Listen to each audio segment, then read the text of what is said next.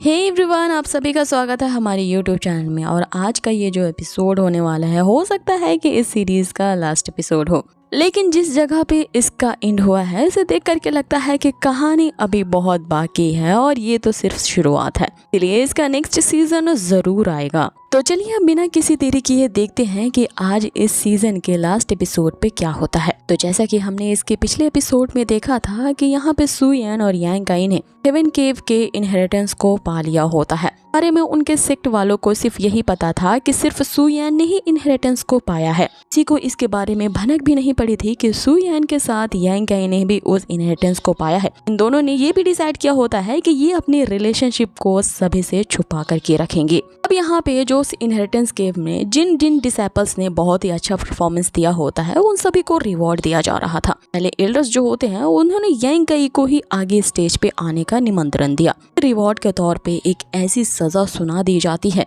कि ये सुन करके तो सभी सरप्राइज रह जाते हैं। यहाँ पे यांग काई को कहा जाता है कि तुम्हें प्रैक्टिस करने के लिए कांगयुन इविल लैंड भेजा जाता है। ये कांगयुन इविल लैंड होता है जहाँ पे जाने के बाद आज तक कोई वापस नहीं आया है। यांग काई भी समझ चुका था कि यहाँ पे जो ग्रेट एल्डर है जो उसके ऊपर इतनी बड़ी मेहरबानी कर रहे हैं वो कोई मेहरबानी नहीं, यहाँ यांग काई को अपने रास्ते से हटाना चाहते हैं। ये उन्हें तो ये सोची समझी साजिश रची है ताकि यांग काई को अपने रास्ते से हटा दिया जाए। लेकिन यांग काई भी काफी ज्यादा शातिर निकलता है और उसने यहाँ पे उनके तलवे चाटने से मना कर दिया होता है और सीधा सीधा साफ इनकार कर दिया था उस कांगयुन इविल लैंड में नहीं जाएगा। सुन के उस ग्रेट एल्डर की तो हट जाती है कि इतना तुच्छ सा डिसाइपल होने के बावजूद भी हिम्मत कैसे भी मेरे ऑर्डर्स को ना मानने की। इसीलिए वो ग्रेट एल्डर अपना क्रोध दिखाते हुए यांग काई पे ही बरस पड़ते हैं, जिसपे यांग काई उन्हें कहता है कि ग्रेट एल्डर हो तो क्या हुआ, तुम्हारे लिए मैं अपनी जान दे दूं। यांग काई ने उस ग्रेट एल्डर के फरमान को ही सबके सामने डिस्ट्रॉय कर दिया होता है उस मैप को तोड़ते हुए। अब ये तो सीधा सीधा सेक्ट के खिलाफ विरोध करना हुआ और यांग काई की इस साहस को देख करके सभी दंग रह जाते हैं। यांग काई में तो बड़ी हिम्मत है जो कि यहाँ पे ग्रेट एल्डर के सामने डट खड़ा है। आगे ये देख करके जो ग्रेट एल्डर होते हैं वो यांग काई को धमकी देते हैं कि जब तुमने ऐसा करने का डिसाइड किया है, इस केस में मैं अपनी इस लिंगशाओ पैविलियन से तुम्हें हटाता हूँ। करने के लिए उन्होंने अपने एक डिसाइपल को इशारा किया होता है और वो डिसाइपल जो होता है वो यहाँ यांग काई पे बरस पड़ता है। लेकिन हम देखते हैं कि यांग काई की पावर्स तो पहले की तरह नहीं रही। वो उस डिसाइपल को मात्र एक पंच में ही वहीं ढेर कर देता है। तो ग्रेट एल्डर को ये पता चल जाता है कि लगता है कि इस लड़के ने उस इनहेरिटेंस केव में अपनी पावर को कुछ ज्यादा ही इम्प्रूव कर लिया है, इसीलिए तो उसने एक हाई रैंक डिसाइपल को सिर्फ एक मूव में हरा दिया है। अगर इस लड़के को अभी ही नहीं रोका गया तो फिर ये तो मेरे सर के ऊपर नाचेगा। आज इसे मैंने सबक नहीं सिखाया तो मेरी तो यहाँ बेइज्जती हो जाएगी। आज मैं सबके सामने इस लड़के के एरोगेंट को चकनाचूर कर दूंगा। बुढ़ा था तो उसी सेक्ट का ही एक ग्रेट एल्डर, उसे भला कौन रोक सकता था। लिए उसने अपनी पावर यहाँ जनरेट की होती है और जैसे ही यांग काई पे अटैक करने के लिए वो आगे बढ़ता है, यांग काई को बचाने के लिए वही सेकंड एल्डर सामने आ जाते हैं और उसके अटैक को डॉज करते हुए कहते हैं कि तुम ग्रेट एल्डर भले ही इस सेक्ट के होगे, तुम्हें मैं अपनी मनमानी नहीं करने दूंगा। ये जो सेकंड एल्डर होते हैं ये और कोई नहीं बल्कि यांग के ही ग्रैंडफादर होते हैं, जो कि सुयन की वजह से हमेशा यांग काई के पक्ष में ही होते हैं। वो सबके सामने उस ग्रेट एल्डर से कहते हैं कि तुम जैसे लीचड़ इंसान को मैंने आज तक नहीं देखा है। अपना आधिपत्य और अपने गुरूर को कायम रखने के लिए दूसरों को यूं नीचा समझता है।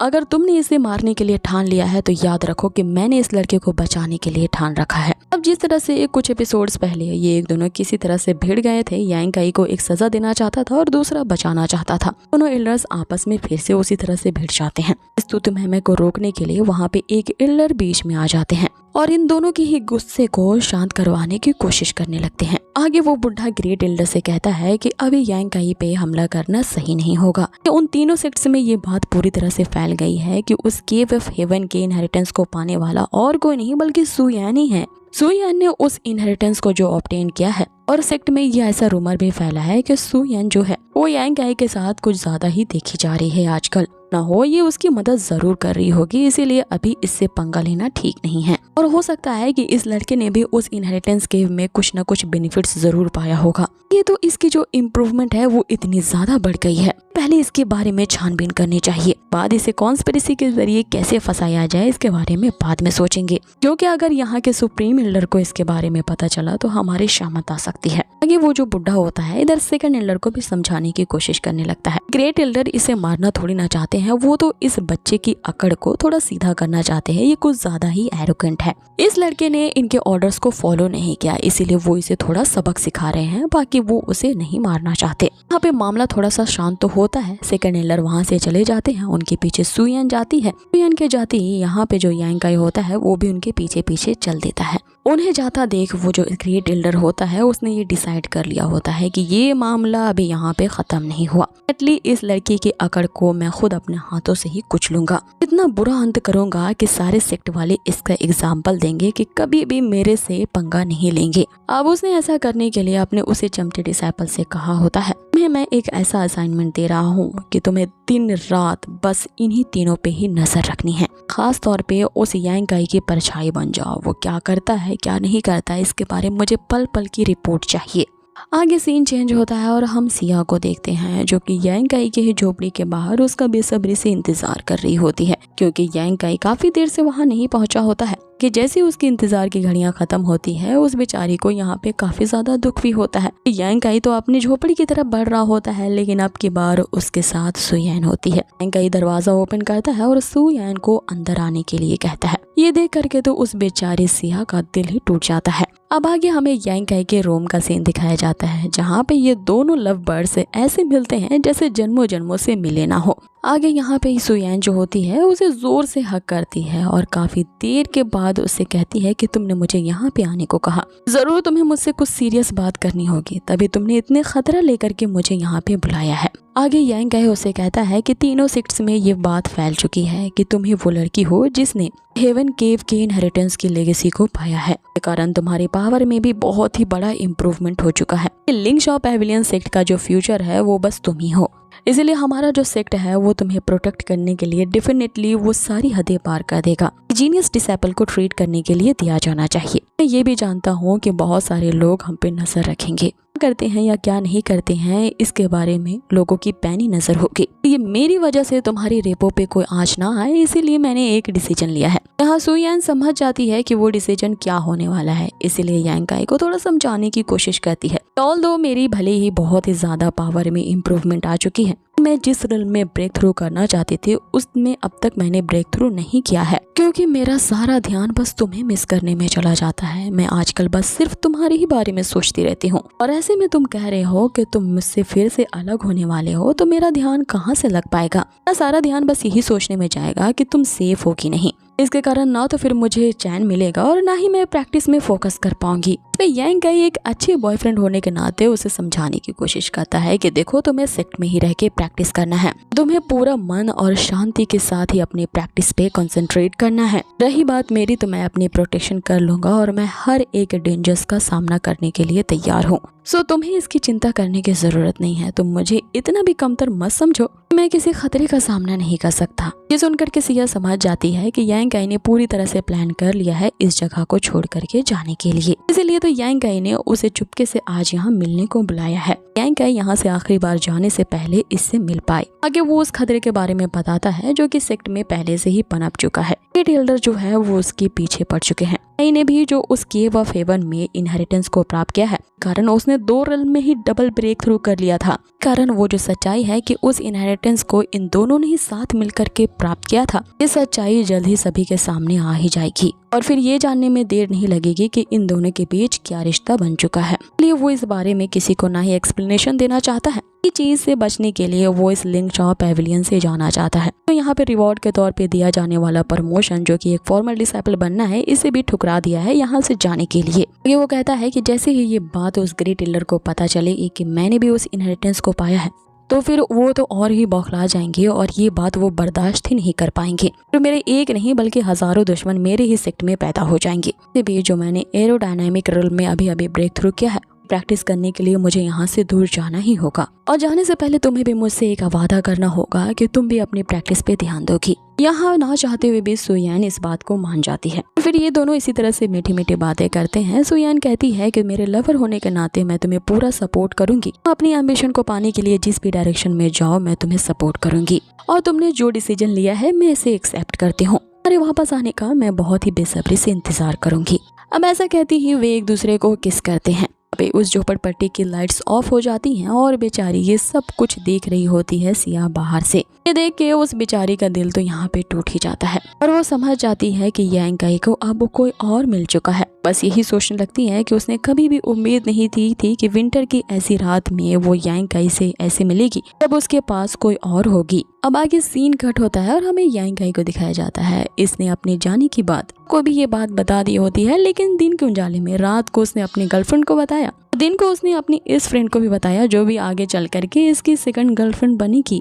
सिया को तो सब कुछ पता होता है, लेकिन यहाँ पे वो ज्यादा रिएक्ट नहीं करती। वो उसे कहती है कि मैं तुम्हारी करंट सिचुएशन समझ सकती हूँ। टेम्पररी ये लिंगशॉ पेविलियन को जो छोड़ने का डिसीजन लिया है ये तुम्हारे लिए अब तक की बेस्ट चॉइस होगी। आगे सिया उसे रुकने के लिए कहती है और उस कॉन्ट्रीब्यूशन हॉल के अंदर चली जाती है। वहाँ से वापस आने के बाद उसने एक पोटली यहाँ यांग काई को थमा दी होती है। इसमें बहुत सारे इक्लिजर्स के साथ साथ बहुत सारी जरूरत की कुछ चीजें होती हैं। ये देख करके यांग काई उससे कहता है कि तुम इन्हें मुझे मत दो, ये बहुत ही रेयर इक्लिजर्स हैं। अगर यहाँ पे ओल्ड मैन को इनके बारे में पता चलेगा वो तुम्हारी डांट लगाएंगे। फिर सिया उसे कहती है कि ये मेरे मास्टर का नहीं है, सारी यांग स्टोन्स मेरे हैं जो कि मैंने उस इनहेरिटेंस केव में पाया है। ये सारी चीजें मैं अपनी खुशी से तुम्हें दे रही हूँ ताकि तुम इक्लिजर्स को रिफाइन कर सको, आगे की तुम्हारी जो जर्नी होने वाली है इसमें थोड़ी सी मदद मिल सके। ये जो इक्लिजर है ये तुम्हारी प्रैक्टिस को और भी ज्यादा इम्प्रूव करने में तुम्हारी मदद करेंगे। कि उसके भरोसे और केयर को देख करके यांग काई का दिल जैसे मानो पिघल ही जाता है। वो भी सिया से ये कहते हुए कि तुम अपना ख्याल रखना से अलविदा लेता है। सिया बस उसे जाता हुआ देखती ही रह जाती है कि तभी वहाँ पे ओल्ड मैन आता है। सिया से कहता है कि जब तुम्हें ये बिल्कुल भी नहीं पसंद है कि यांग काई तुम्हें छोड़ करके जाए तो तुमने उसके साथ जाने की जिद क्यों नहीं की। सिया उनसे कहती है कि कुछ परिंदे आजाद होते हैं, वो हमें जितना भी पसंद आए हम चाह कर भी उन्हें बांध करके नहीं रख सकते। यांग काई ऊंचाइयों में जाने वाला परिंदा है, उसे कोई चाह करके भी रोक नहीं सकता। अब आगे यांग काई के जो दोस्त होते हैं उन सभी को भी एक एक नोट मिलता है जिसमें यांग काई ने उनसे अलविदा लिया होता है। यहाँ सुमो को वो पर्ची मिलती है तो वो बहुत ही बौखला जाता है और भागता है उस दिशा की तरफ जहाँ यांग काई गया है। यहाँ वो बहुत ही ज्यादा हर्ट हो जाता है कि किस तरह से ब्रदर इन लॉ तो उससे बिना मिले ही चले गए। आने से पहले उस यांग काई ने तो उसे आखिरी बार गुड बाय तक नहीं कहा कि लिविंग नोट्स यांग काई ने अपने 2 और दोस्तों को दिया होता है। ये नोट मिलता है तो वो भी यांग काई को गुड बाय कहने के लिए उस पुल के पास पहुंचते हैं। जब ये तीनों वहां पे पहुंचते हैं तो उसे पता चलता है कि यांग काई तो बहुत ही सवेरे यहाँ से पहले ही निकल चुका है। मोमो भी इस डिसीजन को मान लेता है और यांग काई के इस फैसले को एक्सेप्ट करता है। उन्होंने यहाँ यांग काई को ग्रेट किया होता है और उसकी सफलता के लिए आशा करते हैं। आगे हम यांग काई को देखते हैं जो कि अपनी नई जर्नी की तरफ निकल पड़ा होता है, लेकिन उसकी मुसीबतें तो अभी यहाँ पे शुरू हुई हैं। उसने अभी जंगल के रास्ते को पार भी नहीं किया था। उसे अपने पीछे किसी के आने की आहट सुनाई देती है। जो उसका पीछा कर रहा होता है वो यहाँ पे अचानक से यांग काई पे अटैक करता है। यांग काई इस अटैक को तो डॉज कर लेता है और जब वो पीछे मुड़ करके देखता है तो पता चलता है तो वही उसका पुराना दुश्मन डिसाइपल जी है। ये गुस्से और नफरत से इतना ज्यादा भड़क चुका है कि यहाँ पे यांग काई को मारने के लिए उसने डायरेक्ट उस पे अटैक कर दिया है। वो जो जी होता है यांग काई से कहता है कि तुमने मेरे पूरे फ्यूचर को बर्बाद कर डाला है। तुम्हारी वजह से मेरी जिंदगी का जो पहला प्यार था सुयान भी चली गई। तुम्हारी शिकायत किए जाने के कारण मुझे लिंगशॉ पेविलियन से एक्सपेल कर दिया गया। आज मुझे ये जान करके खुशी हो रही है तुम्हें भी उस लिंगशॉ पेविलियन से खदेड़ करके बाहर निकाला गया है। आज तुम इस झुमसान जंगल में जो मुझे अकेले मिले हो, बात की तो मुझे और भी ज्यादा खुशी है क्योंकि मैं अपने बदले और नफरत की आग को आज तुम्हें मार करके शांत करूंगा।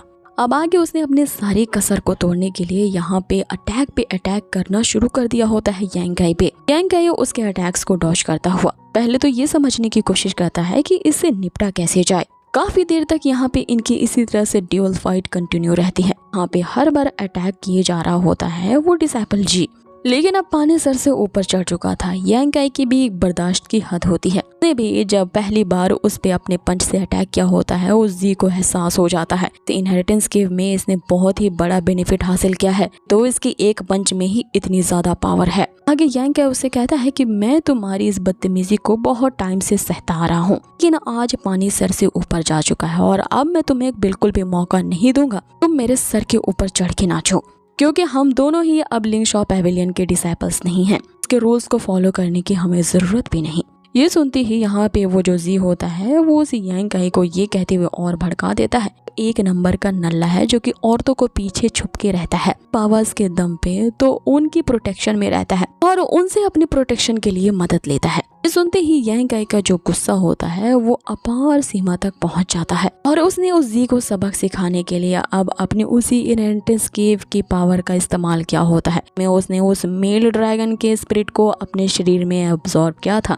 यहाँ पे जैसे ही उसकी पावर इस डिसाइपल जी के सामने अपेयर होती है, इसकी डेंसिटी को तो बर्दाश्त नहीं कर पाता, भले ही उसने अपने आप को प्रोटेक्ट करने के लिए एक शील्ड क्रिएट कर दिया होता है। आगे वो शील्ड के अंदर ही पागलों की तरह हंसने लगता है और यांग काई को धमकी देने लगता है कि आज मैं तो तुम्हारे टुकड़े टुकड़े कर दूंगा। इस पे यांग काई उससे कहता है कि अभी तक तुमने मेरी असली पावर देखी ही कहाँ है, मेरी बारी है तुझ पे अटैक करने की। और यहाँ पे वो मंजर दिखाया जाता है जो कि सबसे अमेजिंग होता है। यांग काई ने अपने उस ड्रैगन स्पिरिट को समन किया होता है। ये देख करके तो उस डिसाइपल जी के होश ठिकाने नहीं रहते। समझ जाता है कि यांग काई ही वो बंदा है जिसने सु यान के साथ मिल करके उस केव ऑफ हेवन की इनहेरिटेंस को पाया है। ये बात अच्छी तरीके से जानते हैं कि उस कपल के इनहेरिटेंस को पाने के लिए कपल बनना जरूरी है, मतलब कोई इसने तो सु यान को भी प्राप्त कर लिया है। ये बात जान करके अब उसके गुस्से का ही बांध टूट जाता है। पहले के क्रोध के मारे यहाँ पे वो डिसाइपल जी यांग काई पे अपना अगला अटैक कर पाता। यांग काई ने ही उस पे एक जबरदस्त अटैक किया होता है, जिसके कारण उस पूरी जंगल में इतनी तेज एनर्जी फैल जाती है उस ब्लास्ट के कारण। वहाँ पे तो इस डिसाइपल जी के लाश के ही अता पता नहीं होता।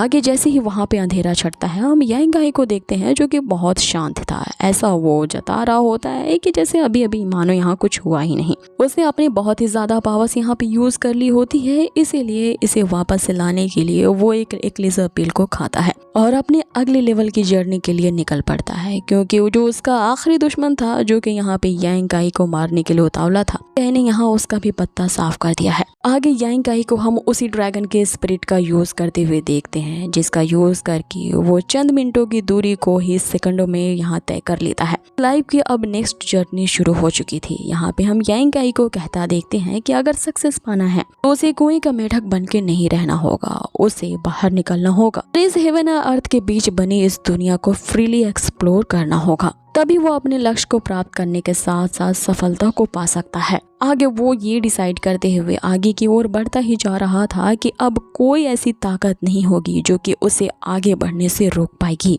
और उसके इसी दृढ़ इरादे के साथ ही ये सीजन यहीं पे एंड होता है। तो गाइज, आप लोगों को ये सीरीज कैसी लगी है हमें कमेंट बॉक्स में जरूर बताएं। हाँ, इसका जैसे ही नेक्स्ट सीजन आता है, जो कि मुझे यकीन है कि डेफिनेटली जरूर आएगा, यही चैनल पे आपको इसकी एक्सप्लेनेशन दिख जाएगी। लेकिन आप लोगों ने इसके लिए मुझे ज्यादा से ज्यादा कमेंट करनी है। तो मेरी मेहनत को अप्रिशिएट करने के लिए प्लीज इस वीडियो को ज्यादा से ज्यादा लाइक करो, तो ही मुझे पता चलेगा मेरी मेहनत आप लोगों को पसंद आ रही है। ये बिल्कुल फ्री ऑफ कॉस्ट है गाइज, इसीलिए जरूर इस वीडियो को लाइक करना। बहुत ही जल्द मिलेंगे इस तरह के और एक नई सीरीज के एक्सप्लेनेशन के साथ। Till then take care, stay healthy, good bye.